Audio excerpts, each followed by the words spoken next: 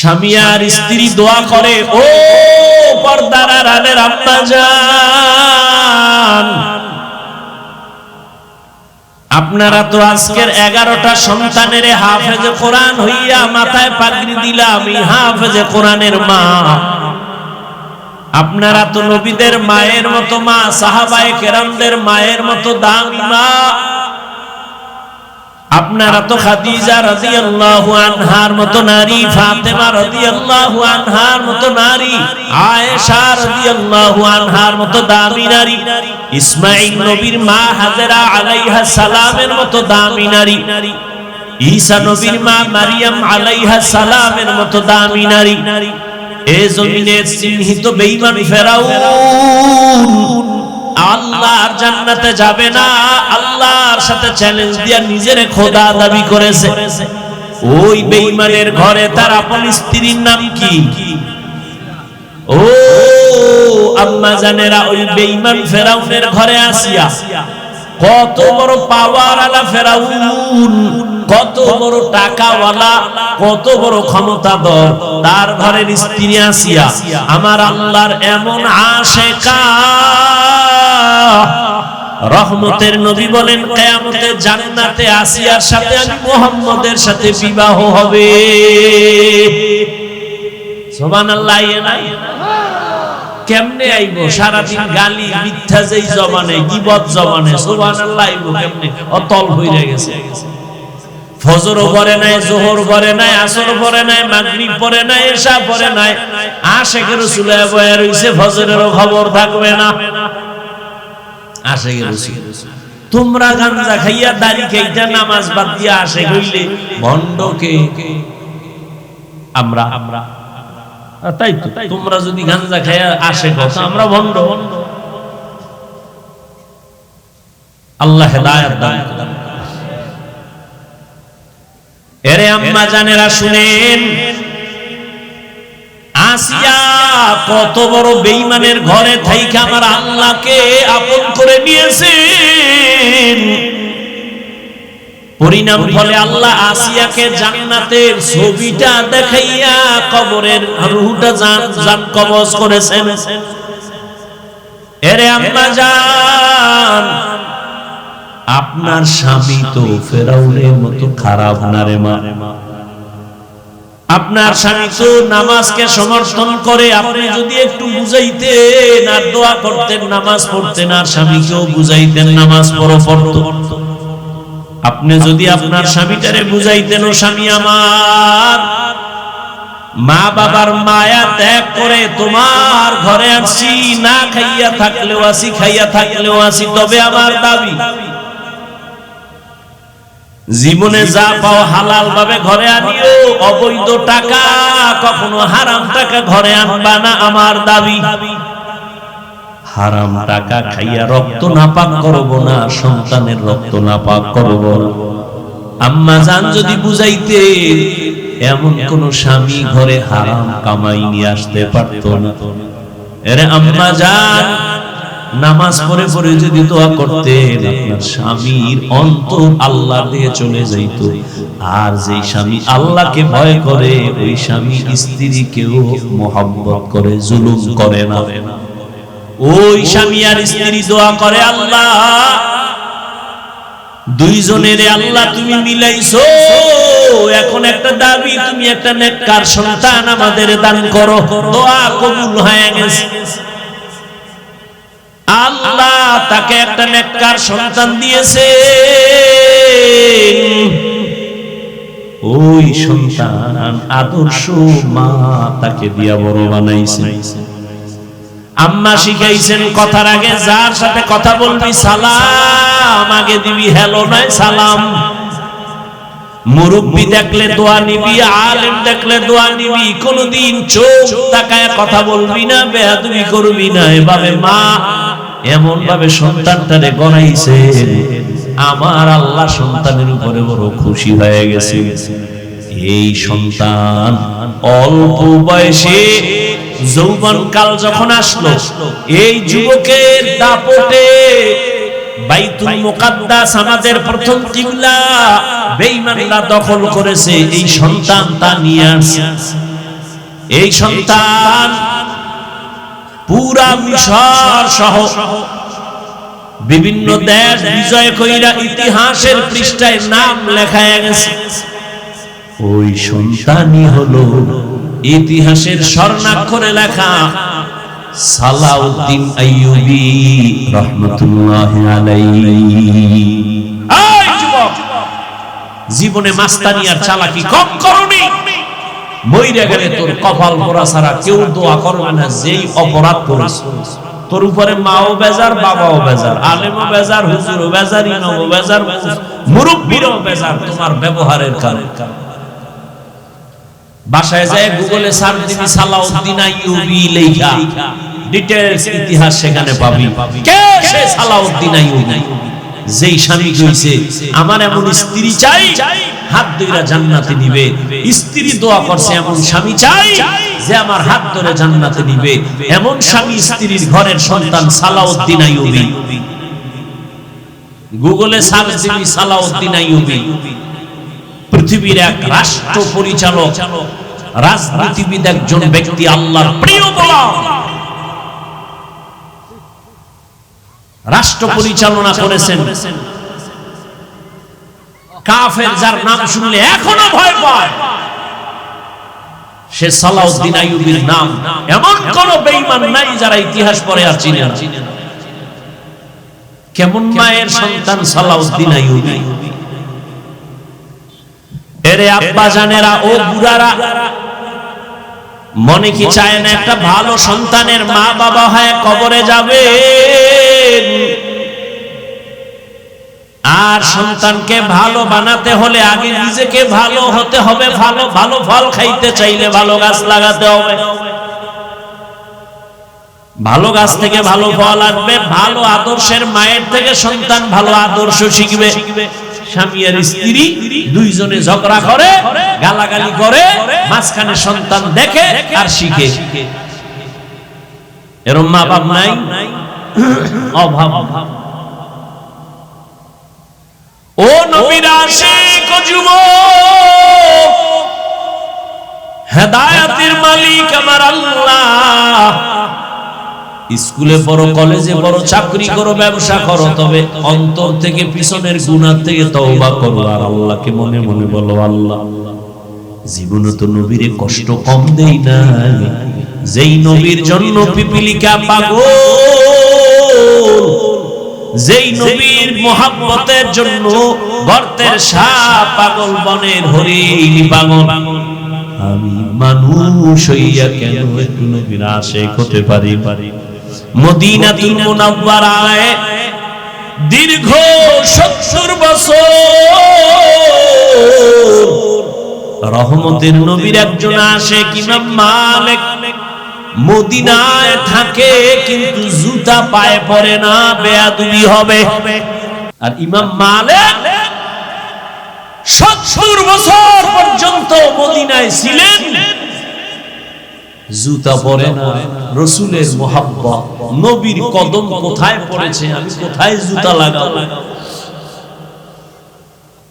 Medina যাইতে পারলাম না, মদিনা দেখতে পারলাম না, মদিনা যাইতে পারলাম না।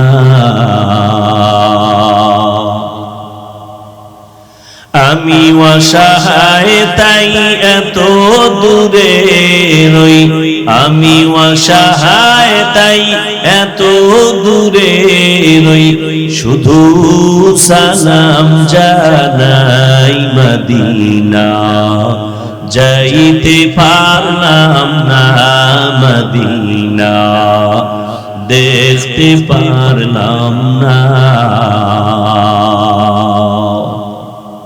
يا أيها الذين آمنوا استعينوا بالصبر والصلاة إن الله مع الصابرين।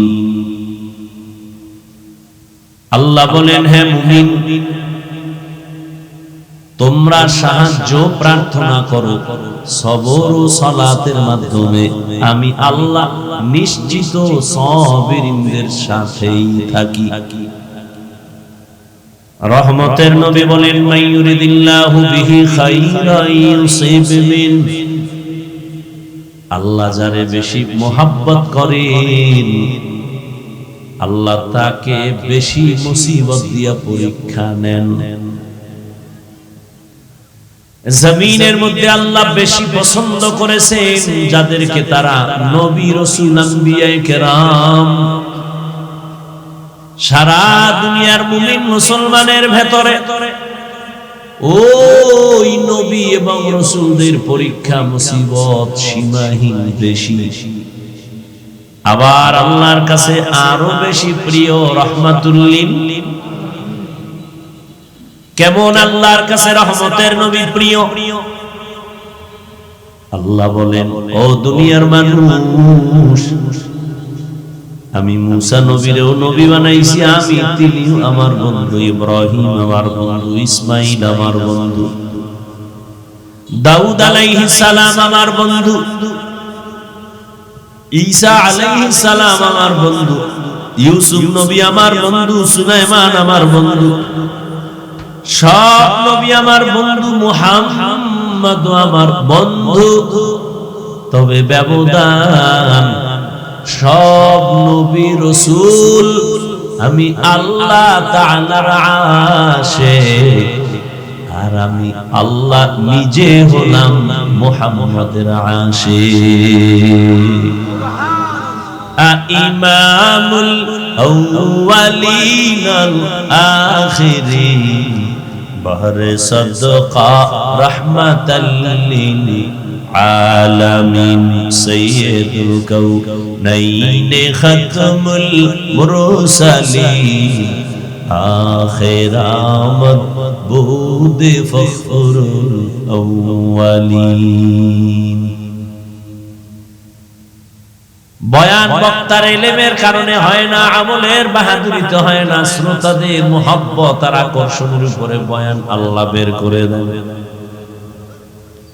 এটা এমন একটা জায়গা, এমন এক প্যান্ডেল যেখানে আসতেও কপাল লাগে, বসতেও কপাল লাগে। এখানে যে কেউ চাইলে আসতে পারবে না, কেউ চাইলেই বসতে পারবে না, কেউ চাইলেই বসার পরে দোয়া করে যেতে পারবে না। হেদায়েতের মালিক আমার আল্লাহ, রহমতের নবী যার চেহারা মোবারক এক নজর দিলে জাহান্নামের আগুন হারাম। কেমন মায়ার নবী আমার, যে নবীর চেহারা মোবারকে এক নজর দিলে এক সপ্তাহের পেটের ক্ষুধা মিটে যায়, নিবারণ হয়ে যায়। কিন্তু কেমন কপাল ওই রহমতের নবীকে কাছে থেকে তাকায়া তাকায়া দেখলো 13 বছর। রহমতের নবীর শ্রুতি মধুর কণ্ঠে বয়ান শুনলো কানে লাগায়া 13 বছর। কিন্তু কপাল বড় খারাপ, কালেমা জবানে পড়ে নাই। এমন পোড়া কপাল্লার নাম জানেননি? হ্যাঁ, এর নাম কপাল। 13টা বছর নবীজিকে দেখলো, 13 বছর নবীর বয়ান শুনলো, কালেমা কপালে আসে নাই। অন্যদিকে 27 বছরের একটা যুবক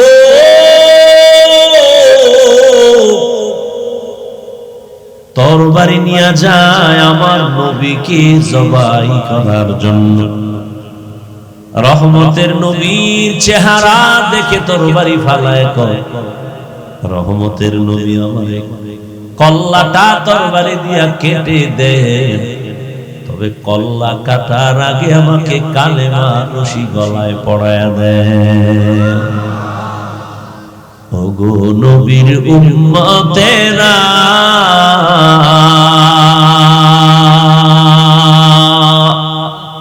হয়ে আজি দিশাহারা,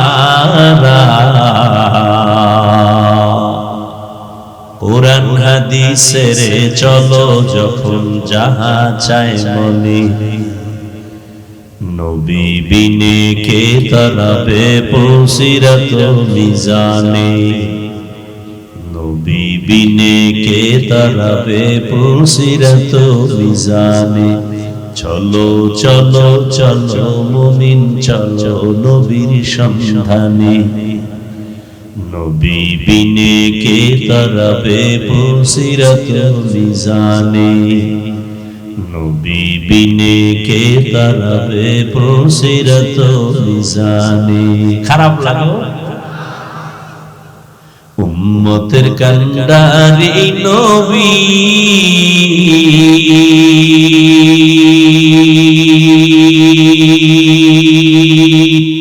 কাঁদছেন উম্মতের লাগি, এখনো কাঁদেন নবীজি শুয়ে মদিনার পানে, নবী বিনে কে তারাবে পুসিরাত মিজানে, নবী বিনে কে তারাবে পুসিরাত মিজানে। এ আমার কলিজার যুবক বাবারা, কেমন একজন নবী পেয়েছো, দুঃখ বুঝলি না, নবীরে চিনলি না। যে নবীকে একটা নজর দেখার জন্য বহু বছর পর্যন্ত পাহাড়ের গুহা একটা সাপ অপেক্ষা করতেছে, নবীকে দেখবে এক নজর। কেমন নবীর আশিক, গর্তের একটা পিপিলিকা বলে ধেমালি,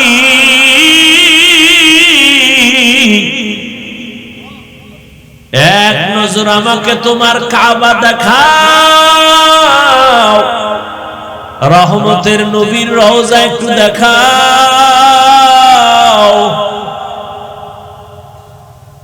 আমার রব দেখে বলে, এরে মক্কার কবুতর, অমুক এলাকায় যাও, গর্তের পিপিলিকা পায়ের সাথে বাজাইয়া মক্কা মদিনা দেখায় জাগায় দিয়ে আসো। রহমতের নবী খেজুর গাছের সাথে টেক লাগায়া খুতবা দেন, মরা খেজুর গাছ। সাহাবায়ে কেরাম বলেন, নতুন একটা মিম্বর বানায় খুতবা পড়েন, এটাকে বাদ দেন।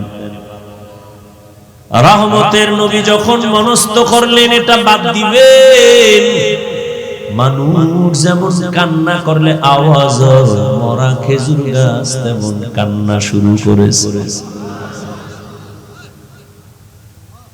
সাহাবায়ে কেরাম বলেন, ইয়া রাসূলুল্লাহ, মরা খেজুর গাছ মানুষের মতো কান্না করে, আওয়াজ শুনি। নবী বলে, চলো, নবীও দেখে কান্নার আওয়াজ।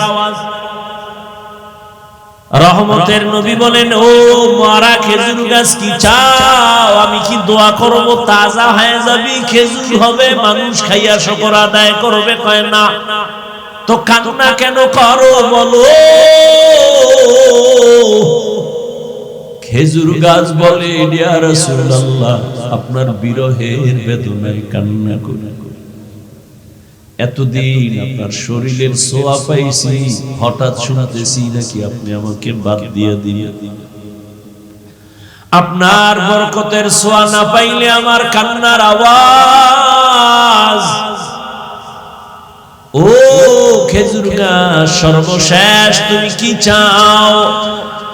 খেজুর গাছ বলেন, নবী এখানে আমারে মানুষের মতো জানাজা পড়াবেন, আর এখানে আমাকে দাফন করে রাখবে। কিয়ামতের দিন আমি আপনার সাথে জান্নাতে থাকতে চাই। উস্তুনে হান্না না আজ হজরে রসূল, নালামি জাদ হাম চুয়ার বাব উকুল।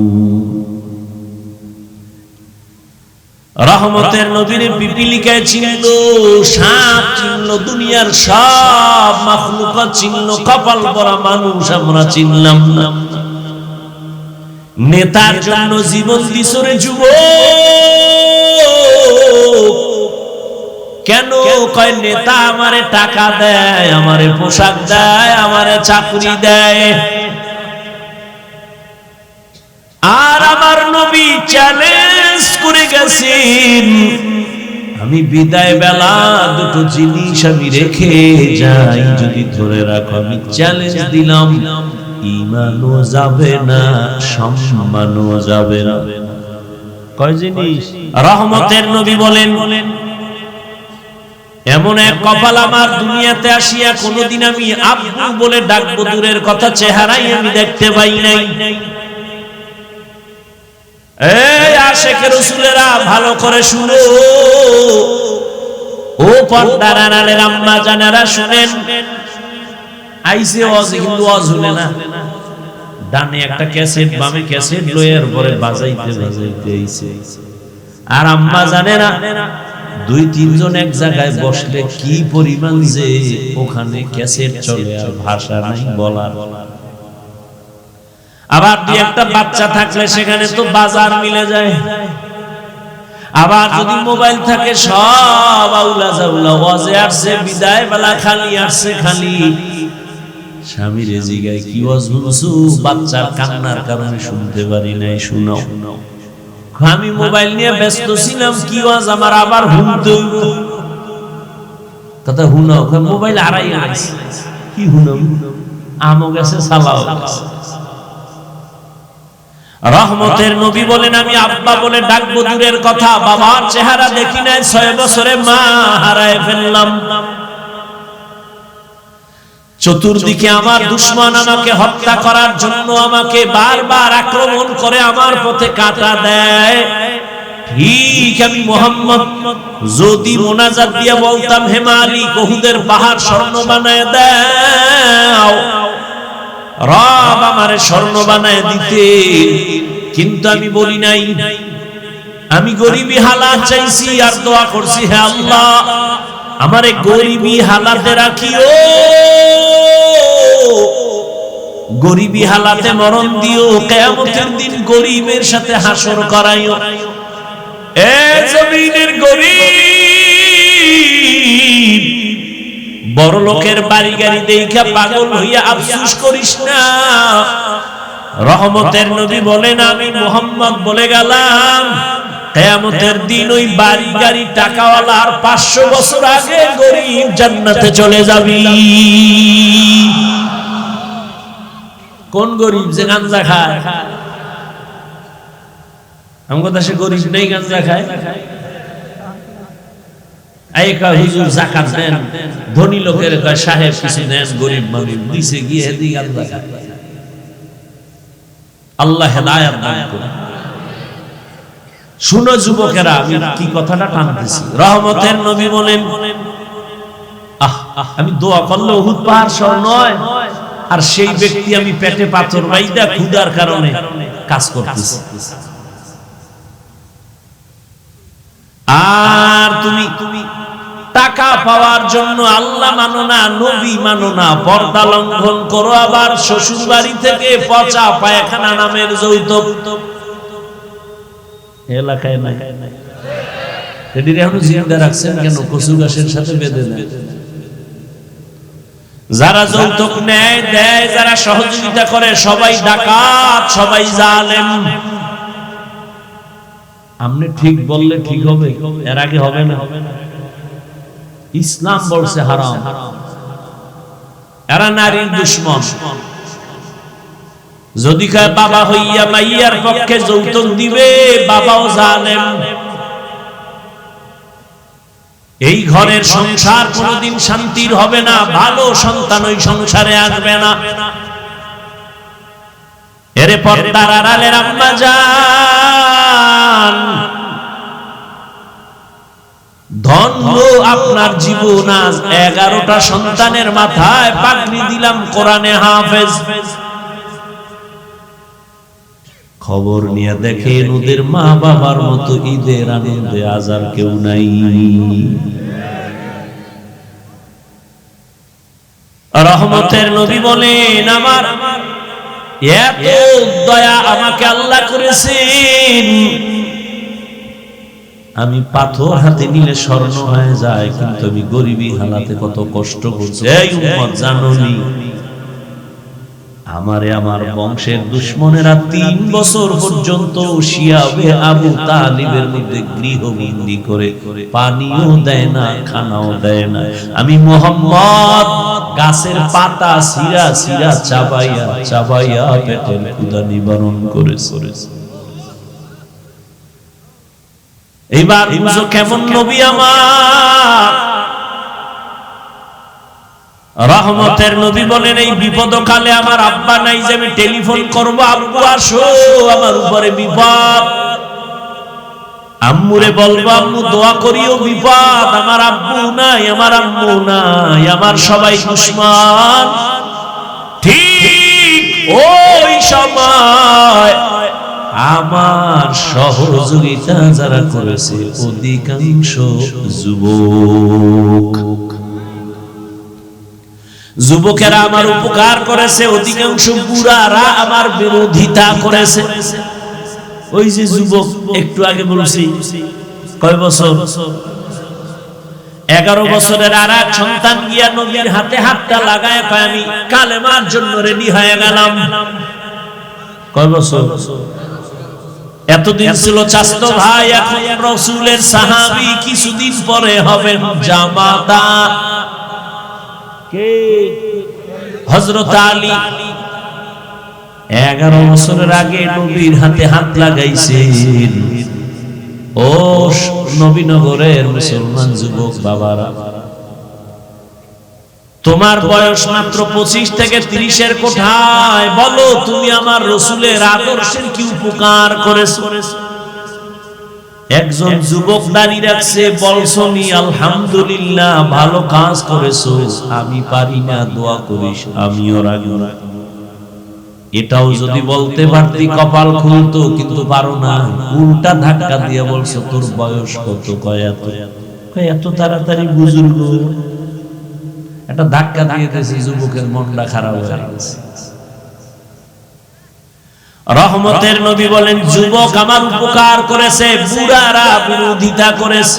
বরং আমি বলবো স্কুলে পড়ো আলহামদুলিল্লাহ, কলেজে পড়ো আলহামদুলিল্লাহ, ডাক্তার হও, ইঞ্জিনিয়ার হও, প্রফেসর হও, চাকরি করো, ব্যবসা করো, আর ওখানে থাইকা ফিকির করো এখানে থাইকাই কেমনে জান্নাতে যাব।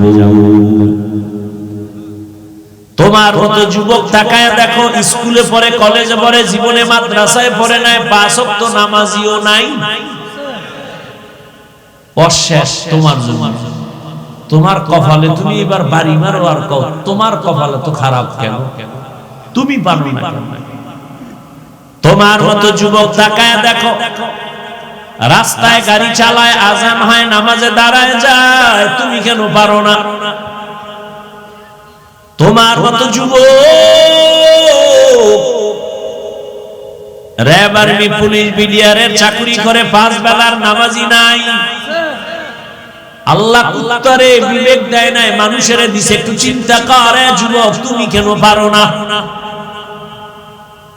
সারা জীবন ওয়াজ শুনে লাভ কি যদি আমলের খাতা শূন্য হয়? তোমার মতো যুবক প্রফেসর, ডাক্তার, ইঞ্জিনিয়ার, 5 ওয়াক্ত নামাজি দাড়িওয়ালা আসেনি। বিবেকটাকে প্রশ্ন করো, তুমি কেন পারো না রে বাবা? তোমার মতো যুবক রাস্তায় গাড়ি চালায়, নদীতে মাছ ধরে, নামাজ পড়ে, জমিনে কৃষিকাজ করে, গামছা বিছায় নামাজ পড়ে, ছাড়ে না। বালিশে মাথা লাগাইয়া চিন্তা করিও, তুমি কেন পারো না? তুমি কি আরো 50 বছর বাঁচবা গ্যারান্টি? এমন একটা দিন নাই যুবকের লাশ আর লাশ, করোনায় যুবকের লাশ, ডেঙ্গুর মধ্যে হসপিটালে যুবকের লাশ, বাসের নিচে যুবকের লাশ, পানির মধ্যে যুবকের লাশ, ঘরের ঘুমের বিছানায় যুবকের লাশ। মরণের মধ্যে শুধু যুবক যুবক যুবক মরে। বাইক নিয়ে বের হইছে, আম্মু বাজারে যাই, রাসূলুল্লাহ আধা ঘন্টা পরে বন্ধুর সাথে মোলাকাত করে আসবো। 2 ঘন্টা পরে টেলিফোন আসছে, এই টেলিফোনওয়ালাকে কয়, টেলিফোনওয়ালার মা তোমার স্বামী কোথায়? কই আছে? কয় যাও। স্বামীরে কয় এই মোবাইল তোমার ছেলের নি? কয় হ্যাঁ। কয় তাড়াতাড়ি লাশটা নিয়ে যাও। আজ তুমি সুস্থ বসে আছো, কালকে এই সময় তুমি সুস্থ থাকবা, বেঁচে থাকবা, গ্যারান্টি। কিসের বাহাদুরি? ও যুবক,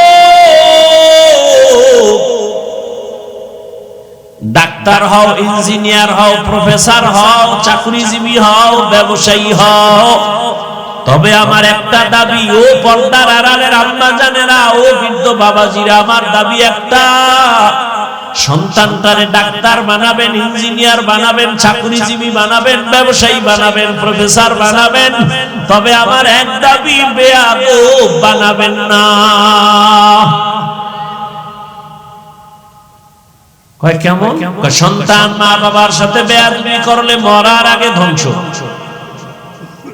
সন্তান শিক্ষকের সাথে বেয়াদবি করলে মরার আগে পঙ্গু হয়ে যাবে। এই বেটা লিখে রাখ, গাঞ্জা খায় বই নেয় চেয়ারে, লিখে রাখ, যা বলে যাই।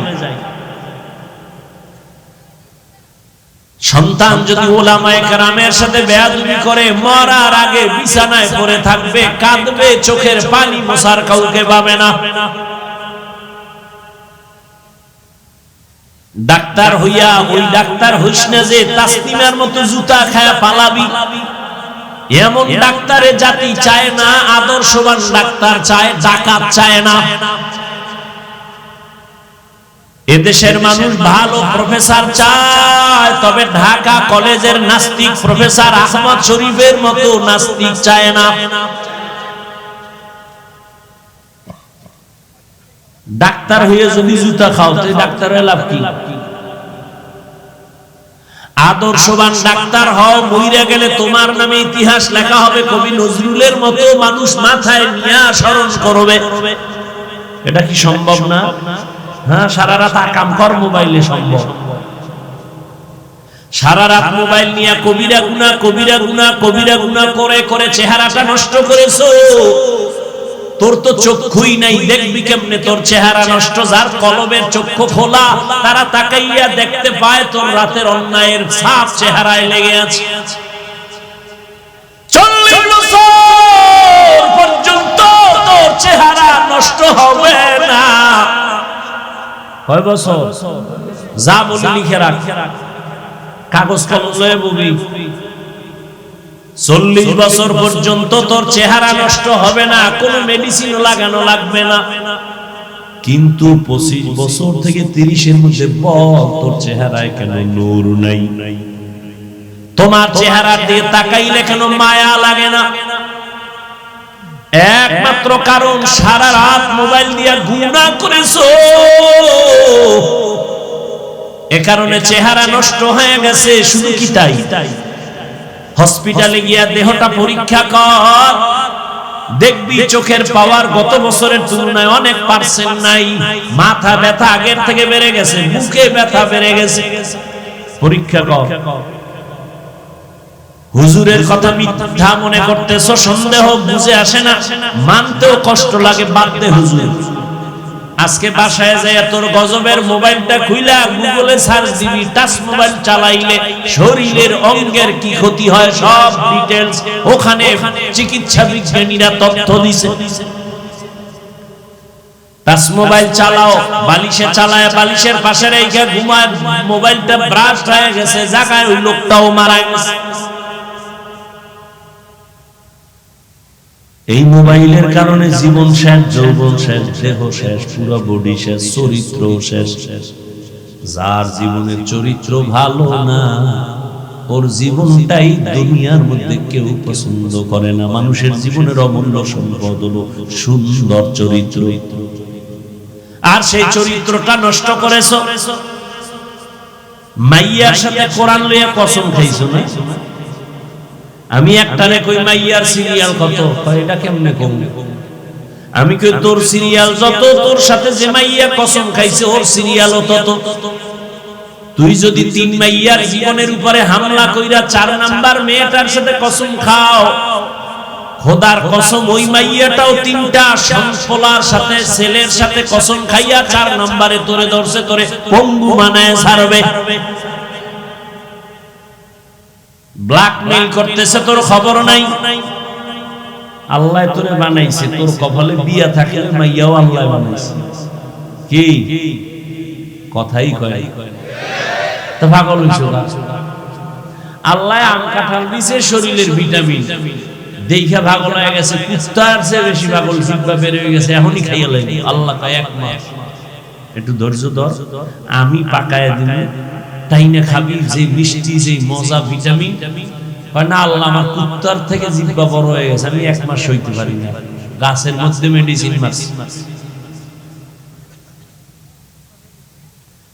আল্লাহ দেওয়া মাছ কত ফ্রেশ, মানুষ বেঈমানি করে, আল্লাহ করে।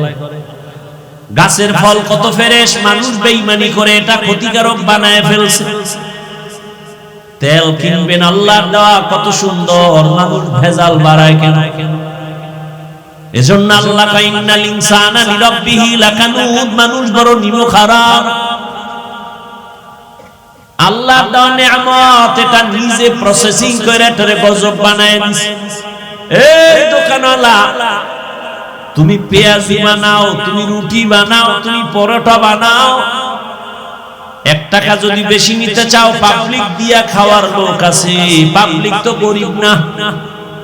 তুমি 1 টাকা বেশি চাইলেও তো দিবে, কিন্তু 6 দিন আগের তেল দিয়া কেন নষ্ট বানায়া পাকাও? 2 নাম্বারই করো, অরিজিনাল গোশত বিক্রি করো, 10 টাকা বাড়ায় নাও, পাবলিক দিবে। 2 নাম্বারই কেন করো? কয় চরিত্রই 2 নাম্বার হয়ে গেছে। আল্লাহ হেদায়েত দান করেন। ও যুবক, ভালো করে শুনো,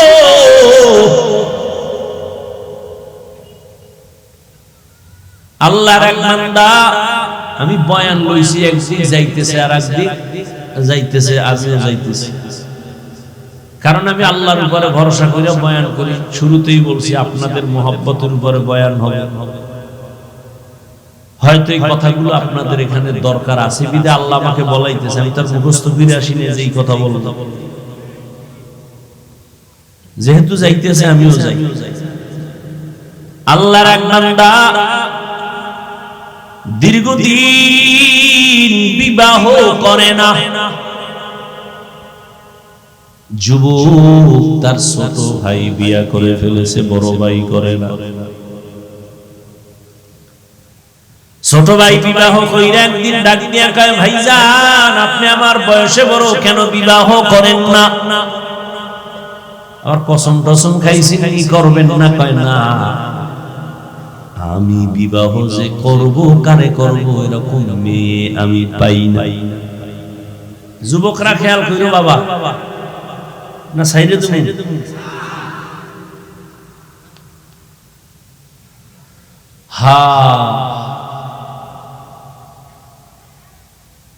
বড় ভাই বলে আমি মেয়ে পাই না। ছোট ভাই ভাবছে বোধহয় সব গরিব সম্ভ্রান্ত পরিবারের একটা মাইয়া দরকার, সুন্দরী, ডানা কাটা ভরি। কি কাটা ভরি? ডানা কাটা ভরি বিয়া করবে। ঠিকই ডানা কাটা পরি আসার পরে ঘরে আইসেই কয়, তোর মায়ের ডানা ভালো না, কাট। মায়েরটা কেটে দিছে, ডানা কাটা ভরি। পরক্ষণে ডাক দিয়া কয়, তোর বাবার ব্যবহার ভালো না, তোর বাবার ডানাও কাট। ওই আস্তা বোকা স্বামীটাই বলে, এখন কি করব? কয় গ্রাম সাইডা শহরে চল, ফেলার বাড়ালো। মা বাবার রাইখা ফেলার ভাড়া লইয়া বলে, এবার তুই একদিকে কামাই করতে যা, আমি একটু পায়চারি করে আসি, বন্ধু বান্ধবের সাথে মোলাকাত করে আসি। গাধার মতো কামাই করে ঘরে আনে, ডানা কাটা পরি সব কাছাইয়া ভেতরে নিয়ে কয়, তোর চরিত্র ভালো না, তোর ডানাও কাটিয়া হিজরত করলাম। ডানা কাটা পরি কি ডানা জিন্দা রাখবো? তো কাটবে। ওই বড় ভাই বলে, এমন মেয়ে পাই না, বিয়া করব। ছোট ভাই খুঁজে একটা প্রস্তাব নিয়ে আসছে, অমুক এলাকার টাকাওয়ালা ব্যক্তির মেয়ে, রূপসী সুন্দরী, ডানা কাটা বড়ি।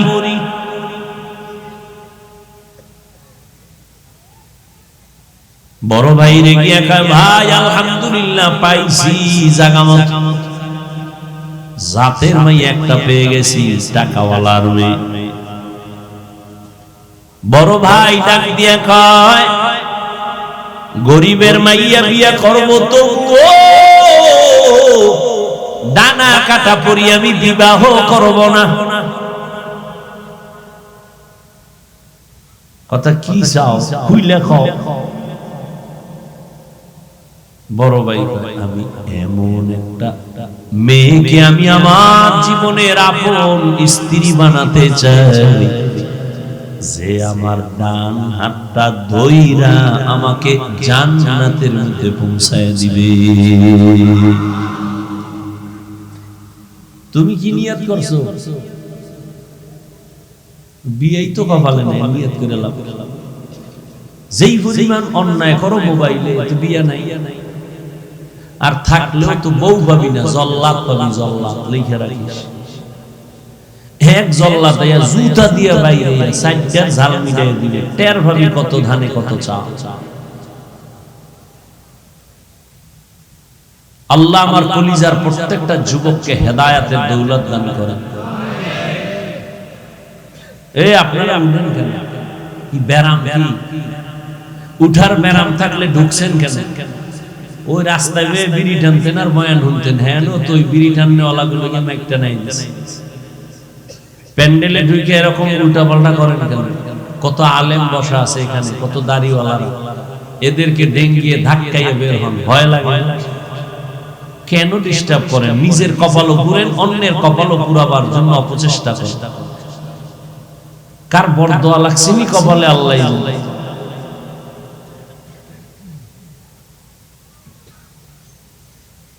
আর একটু যাব সামনে।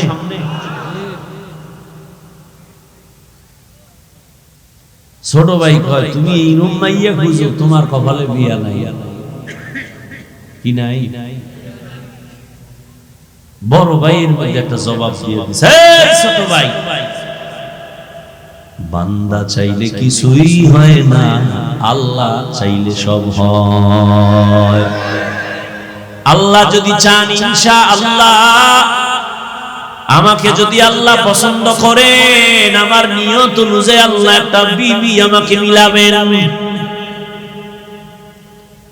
ও যুবক, ঘটনাটা ভালো করে শুনো।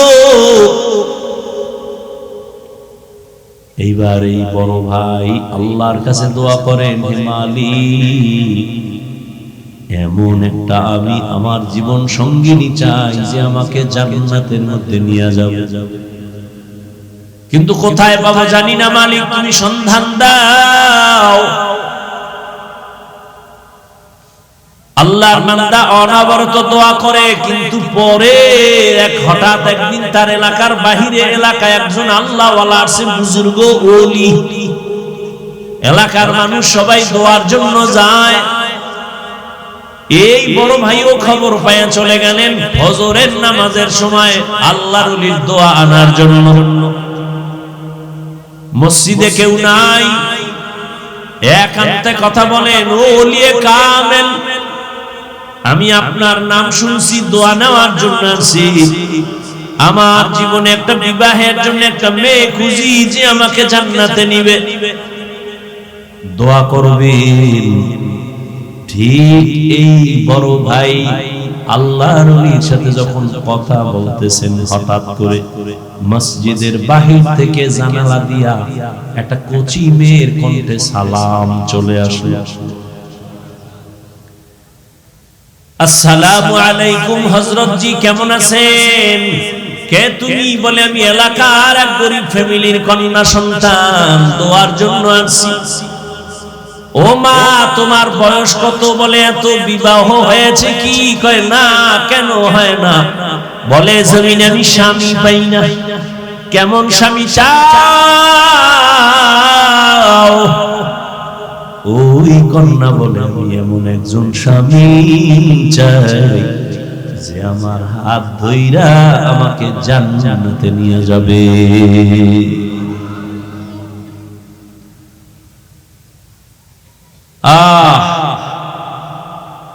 পুরুষটাই বলে এমন একজন বউ চাই যে বউ আমার হাত ধরে জান্নাতে নিবে। মেয়েটাও দোয়া করে, আল্লাহ আমি একজন স্বামী চাই যে স্বামী আমার হাত ধরে আমাকে জাহান্নাম থেকে বাঁচায়া জান্নাতে নিবে। মিলছে? হুজুর বলে, মা আমি যদি প্রস্তাব দেই মানবানি? বলে, আমি জীবনটাকে ধন্য মনে করব, আপনার প্রস্তাব আমি প্রত্যাখ্যান করব না। এবার হুজুর প্রস্তাব দিলেন, ভাইয়ের সাথে ওই মেয়ের বিবাহের বন্ধন হয়ে গেল। দাম্পত্য জীবন চলতেছে, স্বামী আর স্ত্রী দুজনে এক মনে এক ধ্যানে চলে। নামাজের আযান হয়েছে, নামাজে দাঁড়াও। রাতের গভীর ঘুম থেকে উঠা যায় নামাজে ডাকে, হে মালিক তুমি যদি আসমানে আইসা ডাকো আমরা কেমনে ঘুমাই? অতিও গভীর হয় রজনী যখন, নীরবে প্রভুর নাম জপিও তখন। প্রভুর করুণা যদি পাইবারে চাও, গভীর রাতে উঠে প্রভুর গুণগান গাও। দাম্পত্য জীবন চলতেছে, এক হাতে তালি বাজেনি, কথা না ঘুমায়, এক হাতে তালি বাজে না, বিনা বাতাসে পানি নাড়াচাড়া করে না। স্বামী আর স্ত্রী এক মনের না হইলে ওই সংসারে ফুলের বাগানে ফুল ফোটে না। মাওলায় মিলাই দিছেন দুইজনে। দুনিয়ার সব একদিক, নামাজ আযান হয়ে গেছে, নামাজ কাজা করা যাবে না। ফজরের নামাজে হাজির, দোয়া করে, নামাজ পড়ে, তাসবিহ পড়ে আল্লাহকে ডাকে। এই দুই স্বামী আর স্ত্রীর মাঝে কান্নার মধ্যে একটা নেক দোয়া ছিল, রব্বি হাবলি মিন লাদুনকা যুররিয়াতান তাইয়্যিবাতান ইন্নাকা সামিউদ দুআ।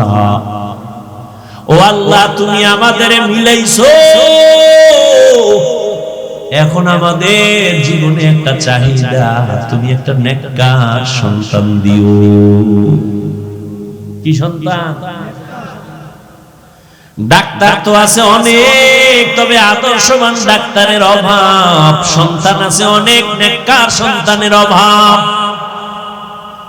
আপনাদের এলাকায় গরু আছে অনেক, তবে জান্নাতি গরুর অভাব।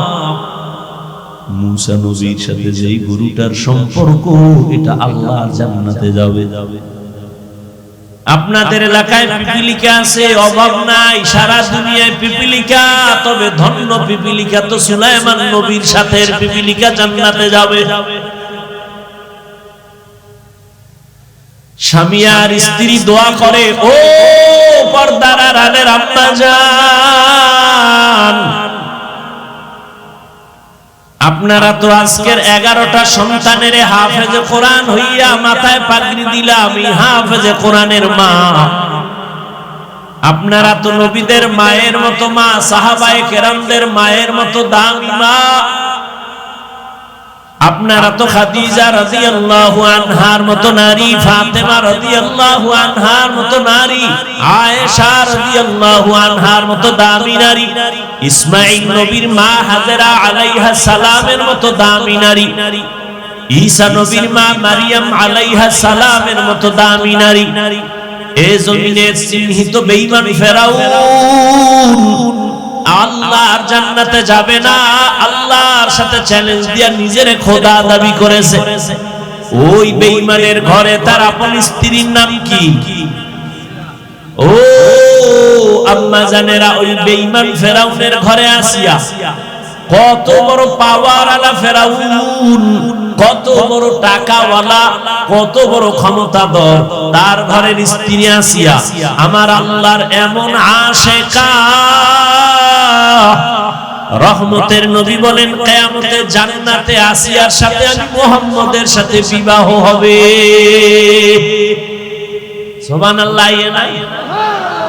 কেমনে আইবো? সারাদিন গালি মিথ্যা যেই জমানে, গীবত জমানে, সুবহানাল্লাহ আইবো কেমনে? অতল হইয়া গেছে। ফজর পড়ে নাই, যোহর পড়ে নাই, আসর পড়ে নাই, মাগরিব পড়ে নাই, এশা পড়ে নাই, আশিক রাসূল বয়া রইছে, ফজরেরও খবর থাকবে না। আশিক রাসূল তোমরা গাঞ্জা খাইয়া দাড়ি খাইয়া নামাজ বাদ দিয়া আশিক হইলে ভণ্ড কে? আমরা। তাই তো, তোমরা যদি গাঞ্জা খাইয়া আশিক হতো, আমরা ভণ্ড। আল্লাহ হেদায়েত দান করেন। এরে আম্মা জানেরা শুনেন, আসিয়া কত বড় বেঈমানের ঘরে থাইকা আমার আল্লাহকে আপন করে নিয়েছেন। পরিণাম ফলে আল্লাহ আসিয়াকে জান্নাতের ছবিটা দেখাইয়া কবরের রূহটা জান কবজ করেছেন। এরে আম্মা জান, আপনার স্বামী তো ফেরাউনের মতো খারাপ না রে মা। আপনার স্বামী তো নামাজকে সমর্থন করে। আপনি যদি একটু বুঝাইতেন আর দোয়া করতেন, নামাজ পড়তেন, আর স্বামীকেও বুঝাইতেন নামাজ পড়ো পড়তো। আপনি যদি আপনার স্বামীটারে বুঝাইতেন, ও স্বামী আমার, মা বাবার মায়া ত্যাগ করে তোমার ঘরে আসছি, না খাইয়া থাকলেও আসি, খাইয়া থাকলেও আসি, তবে আমার দাবি জীবনে যা পাও হালাল ভাবে ঘরে আনিও, অবৈধ টাকা, কখনো হারাম টাকা ঘরে আনবা না, আমার দাবি।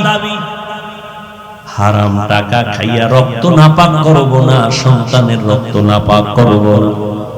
আম্মা জান যদি বুঝাইতে, এমন কোন স্বামী ঘরে হারাম কামাই নিয়ে আসতে পারত না। এরে আম্মা জান, নামাজ পড়ে পড়ে যদি দোয়া করতেন, আপনার স্বামীর অন্তর আল্লাহ দিয়ে চলে যাইত। আর যেই স্বামী আল্লাহকে ভয় করে, ওই স্বামী স্ত্রীকেও মোহাব্বত করে, জুলুম করে না। ওই স্বামী আর স্ত্রী দোয়া করে, আল্লাহ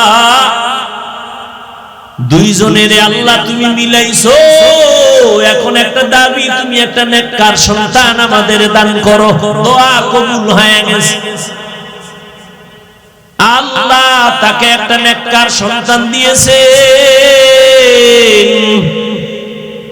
ওই সন্তান আদর্শ মা তাকে দিয়া বড় বানাইছে।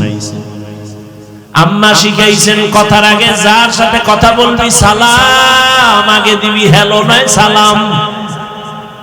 মুরব্বি দেখলে দোয়া নিবি, আলেম দেখলে দোয়া নিবি, কোনদিন চোখ তাকায় কথা বলবি না, বেয়াদবি করবি না। এভাবে মা এমন ভাবে সন্তানটারে গড়াইছেন, আমার আল্লাহ সন্তানের উপরে বড় খুশি হয়ে গেছে।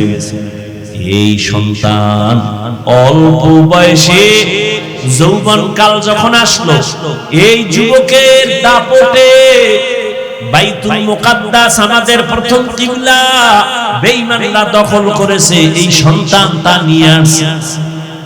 এই সন্তান পুরা মিশর সহ বিভিন্ন দেশ বিজয় কইরা ইতিহাসের পৃষ্ঠায় নাম লেখায় গেছে।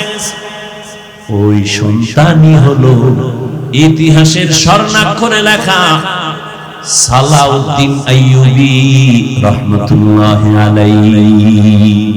এই যুবক, জীবনে মাস্তানি আর চালাকি কম করনি, মইরা গেলে তোর কপাল পোড়া ছাড়া কেউ দোয়া করবে না। যেই অপরাধ করিস, তোর উপরে মাও বেজার, বাবাও বেজার, আলেমও বেজার, হুজুরও বেজার, ইমামও বেজার, মুরব্বিরও বেজার, তোমার ব্যবহারের কারণে। বাসায় যায় গুগলে সার্চ দিবি সালাউদ্দিন আইয়ুবী লেখা, ডিটেইলস ইতিহাস সেখানে পাবি।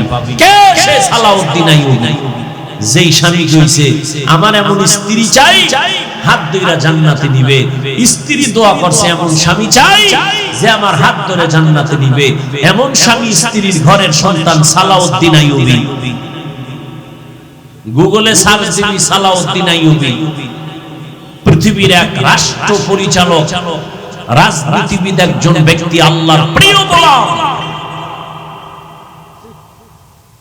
রাষ্ট্র পরিচালনা করেছেন।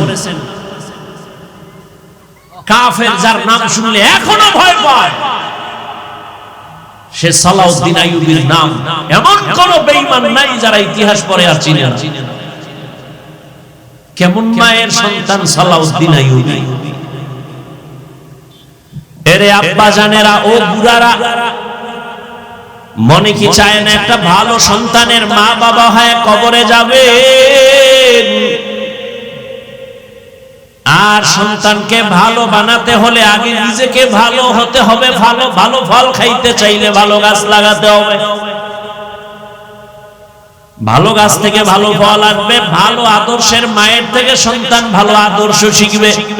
স্বামী আর স্ত্রী দুইজনে ঝগড়া করে, গালাগালি করে, মাঝখানে সন্তান দেখে আর শিখে। এরকম মা বাপ নাই? অভাব। ও নবীর আশিক ও যুবক, হেদায়েতের মালিক আমার আল্লাহ। স্কুলে পড়ো, কলেজে পড়ো, চাকরি করো, ব্যবসা করো, তবে অন্তর থেকে পিছনের গুনাহ থেকে তওবা করো আর আল্লাহকে মনে মনে বলো, আল্লাহ জীবনে তো নবীরে কষ্ট কম দেই না, যেই নবীর জন্য পিপিলিকা পাগল, যেই নবীর মোহাব্বতের জন্য গর্তের সাপ পাগল, বনের হরিণ পাগল, আমি মানুষ হইয়া কেন একটু নবীর আশিক হতে পারি? মদিনাতুল মুনাওয়ারায় দীর্ঘ 70 বছর রহমতের নবীর একজন আশিক ইমাম মালিক মদিনায় থাকে, কিন্তু জুতা পায়ে পড়ে না, বেয়াদবি হবে। আর ইমাম মালিক 70 বছর পর্যন্ত মদিনায় ছিলেন, জুতা পরে না। রাসূলের মুহাব্বত, নবীর কদম কোথায় পড়েছে, আমি কোথায় জুতা লাগাবো? মদিনা যাইতে পারলাম না, মদিনা দেখতে পারলাম না, মদিনা যাইতে পারলাম না।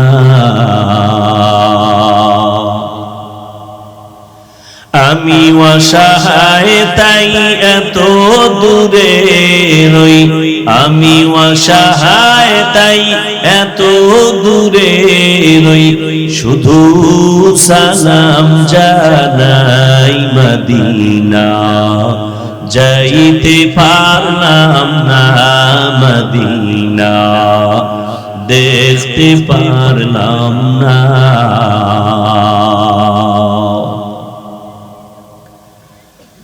মদিনা নাম কত সুন্দর,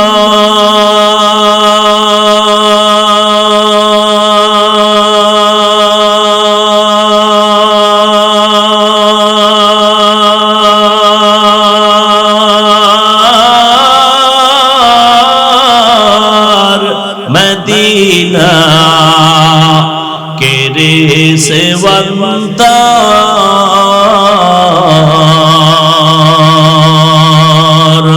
পাখির নয় ডানা থাকলে, পাখির নয় ডানা থাকলে যেতাম মদিনায়, মদিনা যাইতে পারলাম না, মদিনা দেখতে পারলাম না, মদিনা যাইতে পারলাম না।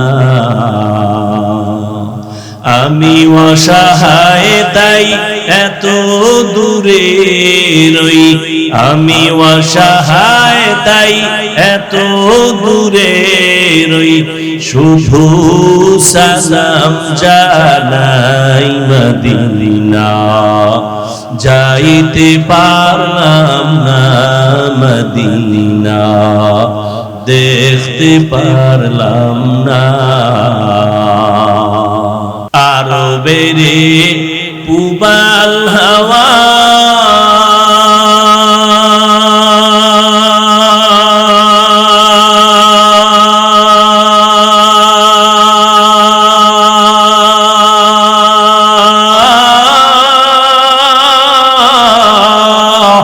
পশ্চিমে করে সুধাওয়া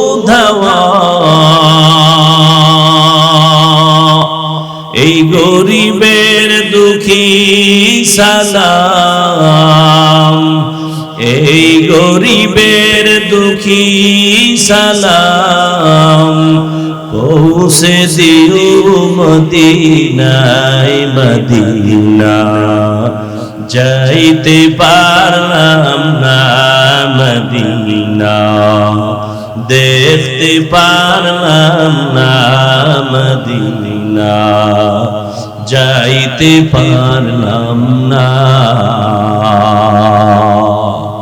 এরে নবীর আশিক যদি আল্লাহর কসম করে বলে গেলাম সুন্নতের আমল করো